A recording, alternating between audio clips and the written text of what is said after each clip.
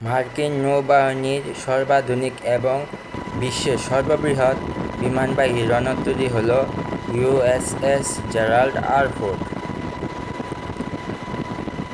এই বিমানবাহী রণতরীটির অকল্পনীয় আকার ও ধারণ ক্ষমতা বিশাল। ইউএসএস জেরাল্ড আর ফোর্ড আকারের দিক থেকে মানব ইতিহাসের অন্যতম বৃহৎ ভাসমান কাঠামো। এটি প্রায় 1092 ফুট বা 333 মিটার দীর্ঘ এবং উচ্চতা 25 তলা ভবনের সমান। পূর্ণ যুদ্ধাবস্থায় বা লোড অবস্থায় এর ওজন প্রায় 1 লক্ষ টন। এটি বিশাল আকৃতির কারণে জাহাজটিতে একসাথে 75 থেকে 90টি অত্যাধুনিক যুদ্ধবিমান, ড্রোন এবং হেলিকপ্টার যেমন F-35C lightning second, F-18EF super Hornet এবং E-2D অ্যাডভান্সড হকআই রাখা ও পরিচালনা করা সম্ভব। পারমাণবিক শক্তি ও দীর্ঘস্থায়িত্ব বৈশিষ্ট্য হল এর শক্তির উৎস। জাহাজটিতে দুটি সর্বাধুনিক A-1B পারমাণবিক চুল্লি ব্যবহার করা হয়েছে, যা আগের নিমিটজ ক্লাস জাহাজের তুলনায় 3 গুণ বেশি বিদ্যুৎ উৎপাদন করতে পারে। এই বিপুল পরিমাণ শক্তির কারণে জাহাজটি কোনো ধরনের জ্বালানি রিফিল বা রিফুয়েলিং ছাড়া টানা 20 বছর সমুদ্রে সচল থাকতে পারে। এর সর্বোচ্চ গতিবেগ ঘন্টায় 30 নটেরও বেশি, প্রায় 56 কিমি পার ঘন্টা। Electromagnetic aircraft system. ফোর্ড ক্লাসের সবচেয়ে বিপ্লবী প্রযুক্তিগত পরিবর্তন হল এই বিমানের উৎক্ষেপণ ব্যবস্থা।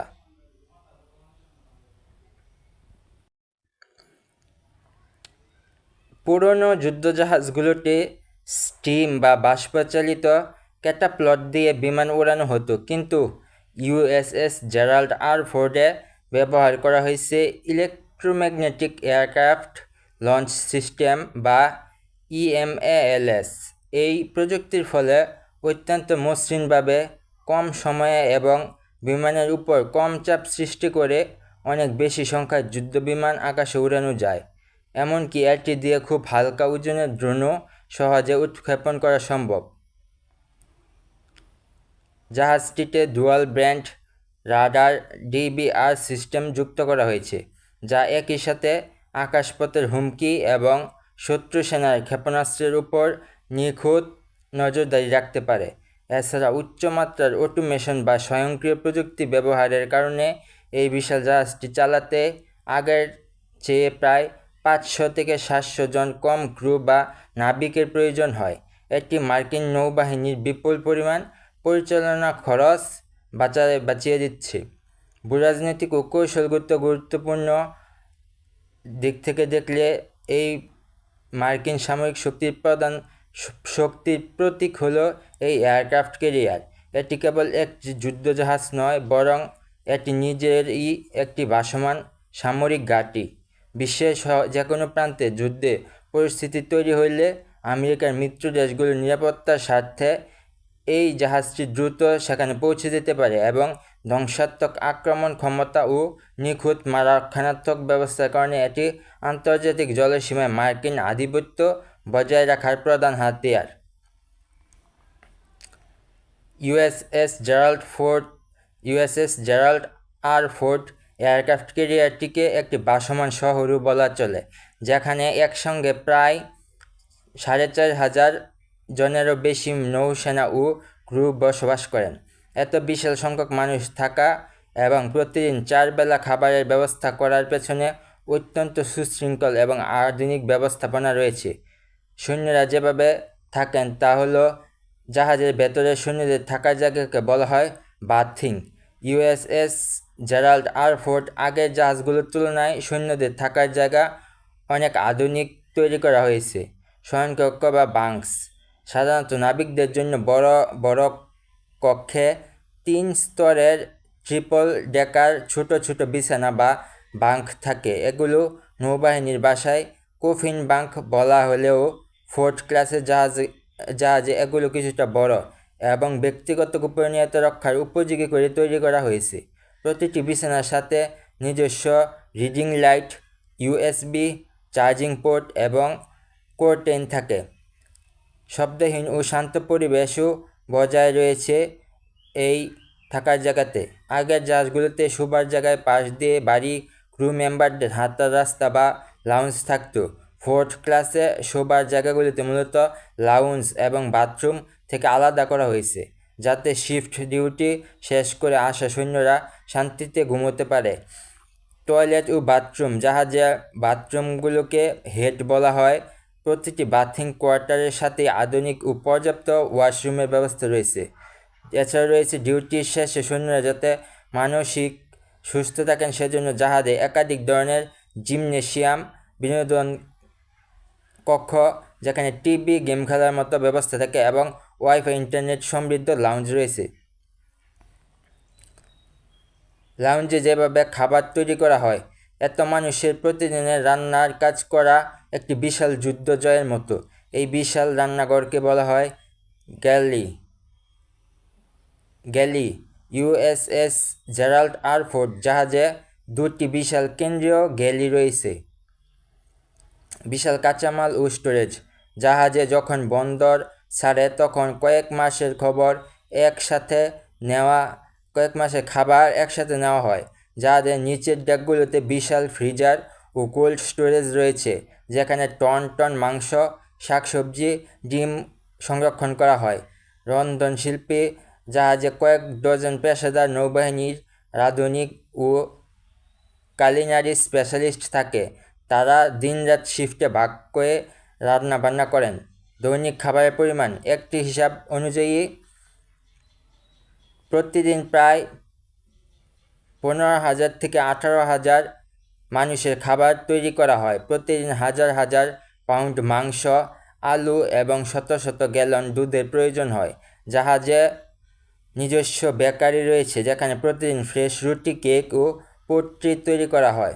উন্নত প্রযুক্তি, ফোর্ডের রান্নাঘরগুলোতে আধুনিক হাই স্পিড ওভেন, বিশাল স্টিম কেটলি এবং স্বয়ংক্রিয় কাটিং মেশিন রয়েছে, যা খুব দ্রুত বিপুল সংখ্যক পরিমাণ খাবার তৈরিতে সাহায্য করে। খাবার ডাইনিং এরিয়া বা মেস হল, খাবারের জাহাজের ডাইনিং এরিয়া বা মেস হলকে বলা হয় মেস ডেক। এটি দেখতে অনেকটা নামি কোনো শপিং মলের ফুড কোর্টের মতো। 4 বেলার খাবার, সাধারণত 3 বেলা মূল খাবারের পাশাপাশি মধ্যরাতে ডিউটি করা সৈন্যদের জন্য মিডনাইট রেশনের ব্যবস্থা থাকে, অর্থাৎ 24 ঘন্টা কোনো না কোনো গ্যালি খোলা থাকে। বুফে ও ক্যাফেটেরিয়া স্টাইল, সৈন্যরা লাইনে দাঁড়িয়ে ট্রে নিয়ে খাবার সংগ্রহ করেন। এটি সম্পূর্ণ সেলফ সার্ভিং বা বুফে স্টাইলের। মেনুতে সাধারণত হামবার্গার, স্টেক, রোস্টেড চিকেন, টেকো, সালাড এবং বিভিন্ন ধরনের ডেজার্ট বা আইসক্রিম থাকে। বিশেষ ছুটির দিনগুলিতে যেমন থ্যাঙ্কসগিভিং বা ক্রিসমাস বিশেষ ভোজের আয়োজন করা হয়। র্যাঙ্ক ভিত্তিক ডাইনিং, সাধারণত নাবিকদের জন্য মেস ডেক আলাদা হলেও অফিসারদের জন্য ওয়ার্ড রুম এবং জাহাজে ক্যাপ্টেনদের জন্য নিজস্ব ডাইনিং রুম থাকে, যেখানে কিছুটা ভিন্নভাবে খাবার পরিবেশন করা হয়। বর্জ্য ব্যবস্থাপনা, খাবার শেষ করার পর সৈন্যদের নিজেদের ট্রে নির্দিষ্ট জায়গায় পরিষ্কার করে রাখতে হয়। জাহাজে অত্যাধুনিক প্লাজমা আর বর্জ্য ধ্বংসকরণ সিস্টেম রয়েছে, যা খাবারের উচ্ছিষ্ট অংশকে পরিবেশ বান্ধব উপায়ে ধ্বংস ও প্রক্রিয়াজাত করে। ইউএসএস জেরাল্ড ফোর্ড এয়ারক্রাফট ক্যারিয়ারে প্রযুক্তির এমন এক অবিশ্বাস্য সমন্বয় যে আকার, অস্ত্র বা খাবার দাবারের ছাড়াও এমন অনেক বিষয় রয়েছে যা সচরাচর সাধারণত আলোচনায় আসে না। এই ভাসমান দুর্গের আরও কিছু চমকপ্রদ ও অপ্রকাশিত দিকগুলির মধ্যে রয়েছে advance arrested gear and landing প্রযুক্তি। বিমান উড়ানোর জন্য যেমন ইলেকট্রোম্যাগনেটিক ইমেলস রয়েছে, তেমনি যুদ্ধ বিমানগুলোকে নিরাপদে জাহাজের ডেকে নামানোর জন্য এতে রয়েছে সম্পূর্ণ নতুন অ্যারেস্টেড গিয়ার এএজি প্রযুক্তি। প্রথাগত গিয়ারগুলিতে হাইড্রোলিক সিস্টেম ক্যাচ ওয়ার দিয়ে বিমান থামানো হতো, কিন্তু ফোর্ড ক্লাসে এটি করা হয় ওয়াটার টারবাইন এবং বৈদ্যুতিক মোটর চালিত সিস্টেমের মাধ্যমে। এর ফলে ল্যান্ডিং করার সময় বিমানের উপর ঝাঁকুনি ও চাপ কমে যায়, যা যুদ্ধবিমানগুলোর আয়ু বাড়িয়ে দেয়। এই সিস্টেমের কারণে এটি নিখুঁতভাবে ভারী যুদ্ধবিমান থেকে শুরু করে অতি হালকা ওজনের চালকবিহীন ড্রোনকেও ডেকে নিরাপদে ল্যান্ড করতে পারে। একটি এয়ারক্রাফট ক্যারিয়ারের মূল শক্তি হলো তার বিমানগুলো কত দ্রুত উড্ডয়ন করে শত্রুর উপর আঘাত করতে পারে। ফোর্ড ক্লাসে মিসাইল, বোমা ও টর্পিডো জাহাজের নিচের ম্যাগাজিন, অস্ত্রাগার থেকে বিমানের ডেক পর্যন্ত আনার জন্য ইলেকট্রোম্যাগনেটিক এলিভেটর AAWE ব্যবহার করা হয়েছে।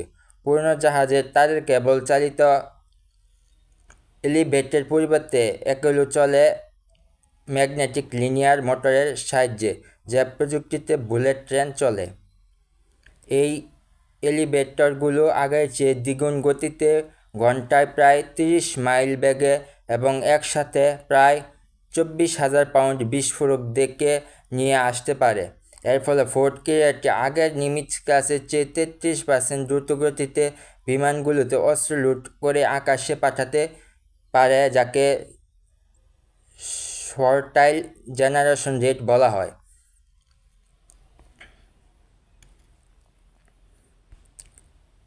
4,500 মানুষের একটি শহরের প্রতিদিন যে পরিমাণ আবর্জনা তৈরি হয় তা সমুদ্রে ফেলা পরিবেশের জন্য মারাত্মক ক্ষতিকর।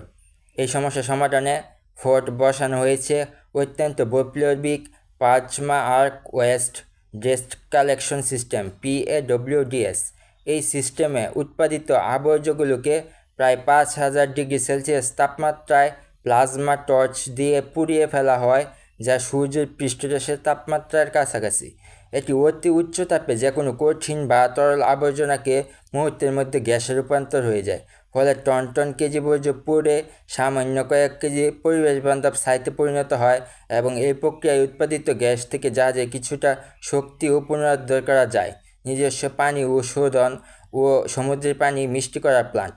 সমুদ্রের মাঝখানে হাজার হাজার মানুষের পানীয় জল, রান্না ও গোসলের জন্য ফোর্ড ক্যারিয়ার কোনো দেশের উপর নির্ভর করে না।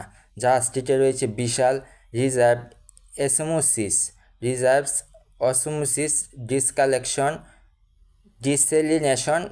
ডিসেলিনেশন প্লান্ট। এই প্ল্যান্টটি প্রতিদিন সমুদ্রের লোনা পানি থেকে 4 লক্ষ গ্যালন প্রায় 15 লাখ লিটার ফ্রেশ ও বিশুদ্ধ পানি তৈরি করতে পারে। স্বয়ংসম্পূর্ণ ভাসমান হাসপাতাল ও চিকিৎসা ব্যবস্থা। সমুদ্রের বুকে যুদ্ধ চলাকালীন বা যে কোনো জরুরি মুহূর্তে সৈন্যদের চিকিৎসার জন্য এই জাহাজে রয়েছে একটি পূর্ণাঙ্গ হাসপাতাল। এতে রয়েছে একটি আধুনিক ICU, 2টি স্বয়ংসম্পূর্ণ theatre OT operation theatre rooms এবং স্বয়ংসম্পূর্ণ এক্স-রে ও ডায়াগনস্টিক ল্যাব। জাহাজে সার্বক্ষণিক সার্জন, জেনারেল ফিজিশিয়ান, অ্যানেস্থেসিস্ট এবং ডেন্টিস্টের জন্য বড় দল মোতায়েন থাকে। এছাড়া যে কোনো জটিল রোগের ক্ষেত্রে স্যাটেলাইটের মাধ্যমে আমেরিকান মূল ভূখণ্ডের উপর বড় বড় হাসপাতালের বিশেষজ্ঞদের সাথে সরাসরি যোগাযোগ করে টেলিপ্যাথি বা দূরবর্তী চিকিৎসার ব্যবস্থা রয়েছে। ভবিষ্যতের অস্ত্রের জন্য তৈরি USS জেরাল্ড ফোর্ড আর 2টি পারমাণবিক চুল্লি যে পরিমাণ বিদ্যুৎ উৎপাদন করে, প্রায় 250 মেগাওয়াট, তা এই জাহাজের বর্তমান প্রয়োজনের চেয়ে অনেক বেশি। মার্কিন নৌবাহিনী এটি ইচ্ছে করেই করেছে। ভবিষ্যতে যখন লেজার গান, রেলগান এবং উচ্চ ক্ষমতার রিয়েক্টিভ এনার্জি ওপেন পুরোপুরি যুদ্ধক্ষেত্রে আসবে, তখন সেগুলিতে বিপুল পরিমাণ বিদ্যুতের প্রয়োজন হবে।